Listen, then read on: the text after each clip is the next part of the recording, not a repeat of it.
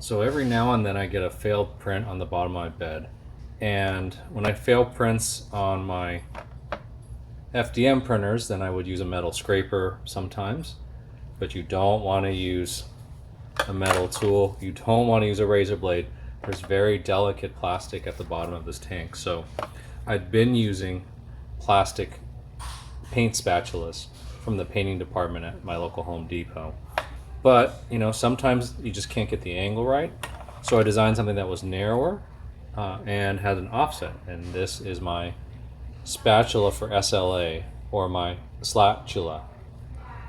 And it has a offset here, so you can see you can reach down right into the tank, get down there and get your print pried off with a plastic edge that should be safe, that won't scratch or tear the plastic film at the bottom. Also, one thing, these indents aren't just for the comfort of your finger, though you can use it that way. They're actually designed to sit on the lip there, so you can leave this while you go attend to your print or throw it away, and it will just stay there without falling off. So I added that little feature in there too. And also, if a straight spatula is more handy for you, there's a straight end to it also. So I'll be posting a link to download this and print this if you're lucky enough to have an FDM printer at home.